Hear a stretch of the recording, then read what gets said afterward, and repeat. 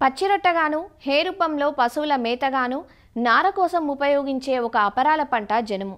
ఖరీఫ్లో పచ్చిరొట్ట కోసం సాగు చేసిన, రబీలో వరి మాగాణుల్లో జనుమును పశుగ్రాసం కోసం, విత్తనం కోసం సాగు చేస్తూ ఉంటారు. నవంబర్, డిసెంబర్ మాసాల్లో వరి కోయక ముందే వరి మాగాణుల్లో జనుము విత్తనాలను చల్లుతూ ఉంటారు.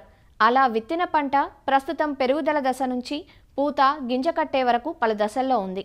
ప్రస్తుత సమయంలో మంచి పూత వచ్చి గింజకట్టు బాగుండాలంటే పోషకాలను పైపాటుగా ఇవ్వడం వంటి కొద్దిపాటి మెలకువలు పాటించడంతో పాటు కాయ తొలిచే పురుగులను నివారించుకోవాలి. కట్టె జనుములో క్రొత్తగా వచ్చిన రకాలు పూత, కాత దశలో ప్రస్తుతం చేపట్టాల్సిన యాజమాన్య సస్యరక్షణ చర్యలను సూచిస్తున్నారు విజయనగరం ఏరువాక కేంద్రం సీనియర్ శాస్త్రవేత్త డాక్టర్ ఎంఎంవి శ్రీనివాసరావు. ముఖ్యంగా మనం కట్టిజనం సాగు చేసుకోవాలనుకున్నప్పుడు వరిచేను కోసం ముందరనే మనం ప్లాన్ చేసుకోవాలి. మరి ఇటీవల కాలంలో మనం చూసినట్టుగైతే మంచి రకాలు కూడా అందుబాటులో ఉన్నాయి. ఈ రకాల్లో మనం చూసినట్టుగైతే శైలేష్ అనే రకం SH4, అలాగే స్వస్తిక్ అనే రకము సుయిన్ SUIN సుయిన్ 53, అలాగే అంకూర్ SUIN సుయిన్ 37, అలాగే ప్రాంకూర్ IRI 610 అనే రకాలు బాగా ఇటీవల కాలంలో రైతుల పొలాల్లో ప్రాచుర్యం పొందడం జరుగుతుంది.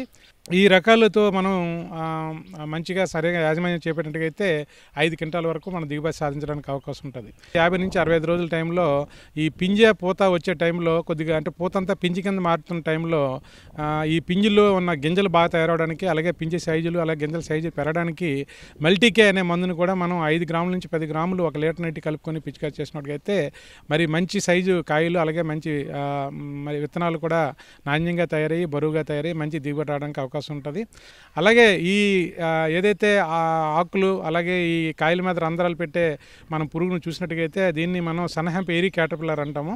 అలాగే ఈ పురుగు ఉధృతి ఒకసారి మొదలైందంటే మనకి 30-35 రోజుల్లో 2-3 సర్కిళ్ళు కంప్లీట్ చేసుకొని ఒకేసారి ఉధృతి ఎక్కువ పెరిగి మొత్తం కాయల్లో గింజలన్నీ కూడా తినడం వల్ల మరి మనకి దిగుబడి కూడా బాగా నష్టపోవడం జరుగుతుంది.